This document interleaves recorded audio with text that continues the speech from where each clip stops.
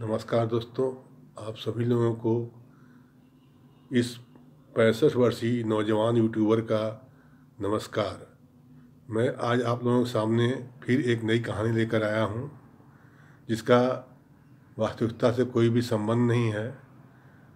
यह कहानी पति पत्नी के ऊपर लिखी गई है और मैं आप लोगों को इसको सुनाता हूँ। सुनिए और इस 65 वर्षीय यूट्यूबर का थोड़ा प्रोत्साहित कीजिए। नौजवान लोगों को तो आप लोग बहुत प्रोत्साहित करते हैं यूट्यूबरों को, लेकिन थोड़ा इस 65 वर्षीय बूढ़े नौजवान यूट्यूबर को भी प्रोत्साहित कीजिए। चलिए कहानी शुरू करते हैं।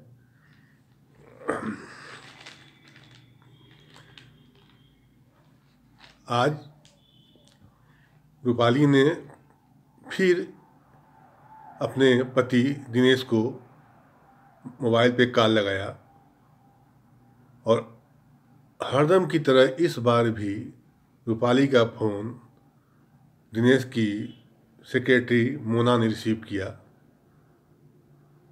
जब उसने देखा रूपाली ने कि आज भी मेरा कॉल मोना ने ही रिसीव किया है, तो वो गुस्से से लाल हो गई और तुरंत कॉल को काट दिया। उसके बाद वो रूपाली गुस्से में तमतमाती हुई मोना के ऑफिस पहुंच गई। वहाँ उसने देखा कि मोना और दिनेश जो कि रूपाली का पति था, दोनों एक ही चैम्बर में बैठ करके हंस हंस करके बातें कर रहे हैं। मोना ने एक बार मोना की तरफ एक बार फिर गुस्से से रूपाली ने देखा और तुरंत वहाँ से वापस हो गई और घर चली आई। शाम को जब दिनेश घर पे आया तो रूपाली और दिनेश में बहुत अधिक झगड़ा हुआ।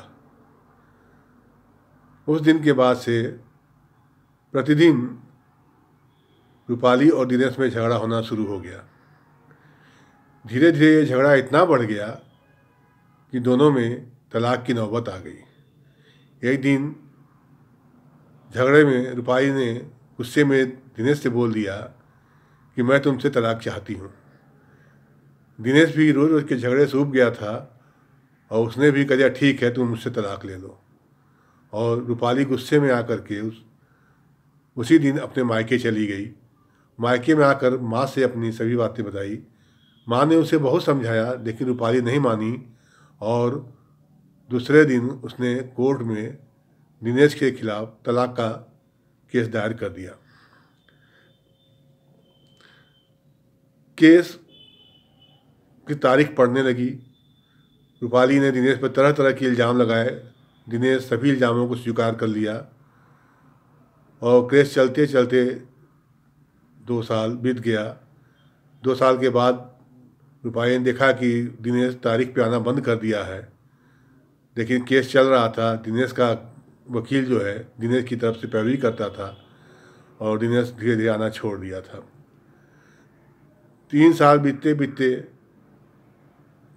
रूपाली ने सोचा क्यों आजकल दिनेश क्यों नहीं आ रहा है, समझ में उसे नहीं आ रहा था। लेकिन उसने अपने गरूर में कभी भी ये नहीं देखने की कोशिश की कि दिनेश क्यों नहीं आ रहा है। 4 साल बीत गया, 5 साल बीत गया। 5वें साल में उसके तलाक का निर्णय आ गया। कोर्ट की तरफ से दिनेश के ऊपर 10 लाख रुपए का जुर्माना लगाया गया, जो जुर्माना दिनेश को अपनी पत्नी रूपाली को देना था।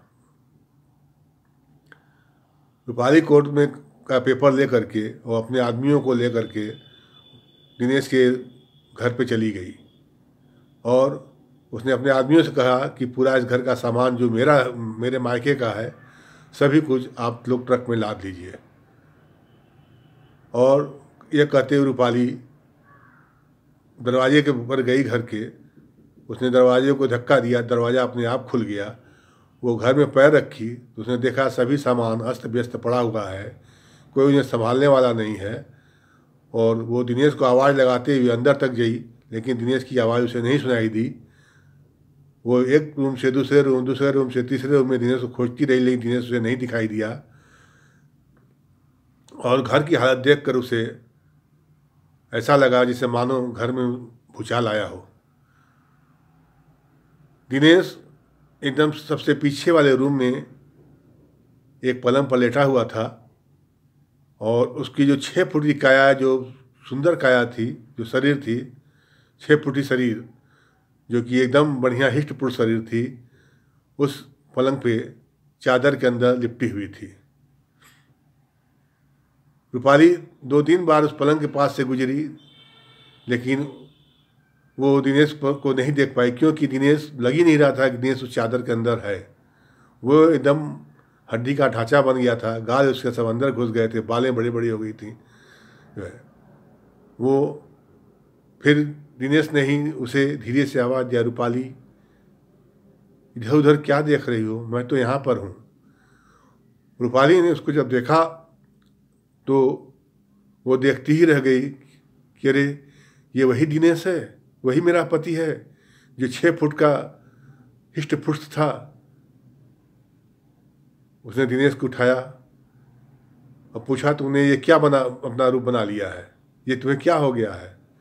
कहे, कुछ नहीं रूपाली, आज तो शायद निर्णय आ गया है और तुम निर्णय लेकर आई हो, तलाक का पेपर भी लेकर आई हो, कोई बात नहीं, तुम अपना सामान सब ले जाओ।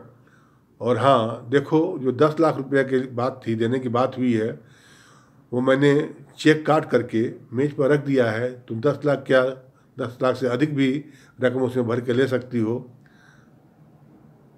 रूपाली उस समय भी जो है सोची कि चलो कोई बात नहीं है, हम तो अपना सामान लेने आए हैं, हम लेके चले जाएंगे जो है।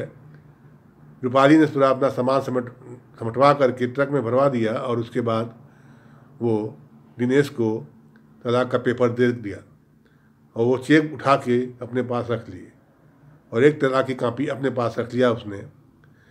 दिनेश ने जब रूपाली जाने लगी तो दिनेश ने जिस घर में वो रहता था, उस घर का पेपर भी उसने रूपाली को दिया। कह लो रूपाली, ये घर तो मैं तुम्हारे लिए ही बनवाया था, अब मैं इसका क्या करूँगा, मैं तो कहीं भी जाकर रह लूँगा। रूपाली दिनेश का चेहरा देखते रह गई और धीरे धीरे वो कमरे के बाहर जाने लगी। दिनेश भी उसके पीछे पीछे मेन दरवाजे तक आया और रूपाली बुझे हुए कदम से धीरे धीरे घर के बाहर जा रही थी और दिनेश दरवाजे पर खड़ा होकर के आंखों में आंसू भर करके, झरझर आंखों से उसके आंसू गिर रहे थे और वो रूपाली को देख रहा था। रूपाली जाते जाते सोच रही थी, काश दिनेश एक बार तुम मुझे आवाज़ दे देते, कसम से मैं लौट के आ जाती।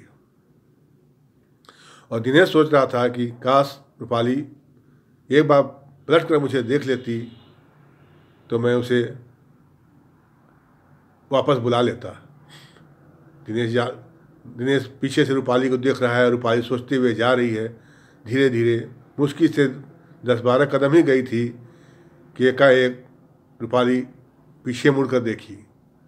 उसने देखा कि दिनेश घुटने के बल बैठा हुआ है और रो रहा है और उसके देखते ही रूपाली के दिनेश ने अपने दोनों हाथ आगे फैला दिए।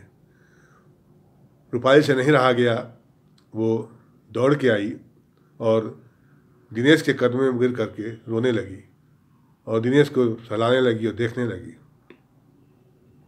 और कहने लगी, दिनेश तुमने ये क्या अपना रूप बना लिया है? अरे तुम तो मोना को चाहते थे ना, तो फिर क्यों नहीं मोना से तुमने शादी कर ली? दिनेश ने कहा, रूपाली ये दिनेश पहले भी तुम्हारा था, आज भी तुम्हारा है, आगे भी तुम्हारा ही रहेगा। मैंने कभी मोना को नहीं चाहा। मोना तो मेरी सेक्रेटरी थी। मोबाइल तो मैं उसे इसलिए दे देता था कि कॉल उस पर बहुत ज़्यादा आते थे, तो वो कॉल मैं रिसीव करते करते थक जाता था, तो मैं कहता था मोना से कि तुम ही इस कॉलों को रिसीव करो। और संयोग से उसी समय तुम्हारा कॉल आता था जबकि मोना के पास मेरा मोबाइल रहता था, और जिससे तुम्हें शक हो गया कि मेरा मोना से कोई चक्कर है।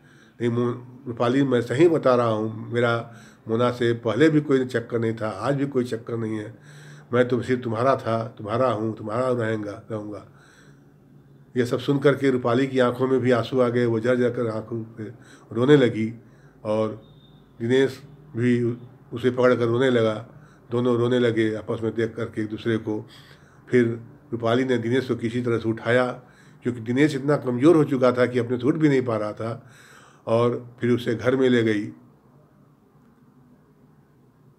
फिर उसने दिनेश से कहा तुम बैठो।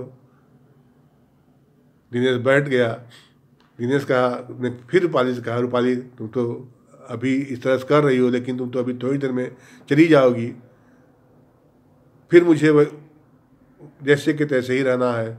रूपाली ने उसके सामने ही तलाक का पेपर और जो 10 लाख रुपए का चेक था उसे उसने फाड़ कर फेंक दिया और दिनेश के पैरों में गिर करके उसने कहा दिनेश, ये रूपाली अब तुम्हें छोड़कर कहीं नहीं जाएगी, ये मेरा वादा है। अब ये रूपाली तुम्हारे साथ रहेगी, सिर्फ तुम्हारे साथ रहेगी, तुम्हारी होकर रहेगी, तुम्हारी बनकर रहेगी, और तुम्हें कभी ये छोड़कर नहीं जाएगी। धीरे धीरे दिनेश अब के स्वास्थ्य में सुधार होने लगा और फिर कुछ दिन बाद दिनेश अपने ऑफिस में जाने लगा, जो कि उसका व्यापार था जो धीरे धीरे ख़त्म हो चुका था, फिर से उसने संभाल लिया। लेकिन इस बार उसने अपने पास 2 मोबाइल रखा, एक ऑफिस के कार्य के लिए जिसे उसकी सेक्रेटरी रखती थी, एक मोबाइल सिर्फ ऐसा रखा जिसमें सिर्फ उसकी रूपाली का ही नंबर था और रूपाली ही का जो है वो कॉल अटेंड करता था सिर्फ, और किसी का नंबर उसके मोबाइल में नहीं था, जिस कारण उसके परिवार में 5 साल तक उठापटक चलता रहा, तलाक की लड़ाई चलती रही। अब वो लड़ाई ख़त्म हो चुकी थी। अब रूपाली और दिनेश एक दूसरे के हो चुके थे और जब भी कभी वो दोनों सोचते तो उन दोनों के आंखों में आंसू आया था और एक दूसरे लिपट कर बस यही कहते, रूपाली हाँ दिनेश, अब हम लोग कभी भी एक दूसरे पर शक नहीं करेंगे और कभी भी अलग नहीं होंगे। दोस्तों, बस मैं इस कहानी से इतना ही बतलाना चाहता हूँ कि अगर आपको एक दूसरे पर शक हो तो बैठकर बातें कर लीजिए आपस में और उस सब का समाधान करिए, नहीं तो इसी तरह से अच्छे अच्छे घर टूट जाते हैं, अच्छे अच्छे परिवार बिखर जाते हैं और जिसका असर अगर आपके बच्चे हैं तो उनके ऊपर पड़ता है। आशा है, उम्मीद है कि मेरी ये छोटी सी कहानी आप लोगों को पसंद आई होगी। तो आप लोग इस 65 वर्षीय जवान यूट्यूबर का हौसला अफजाई करिए और मेरे इस वीडियो को लाइक करिए, सब्सक्राइब करिए और अपने दोस्तों में शेयर करिए। धन्यवाद, नमस्कार।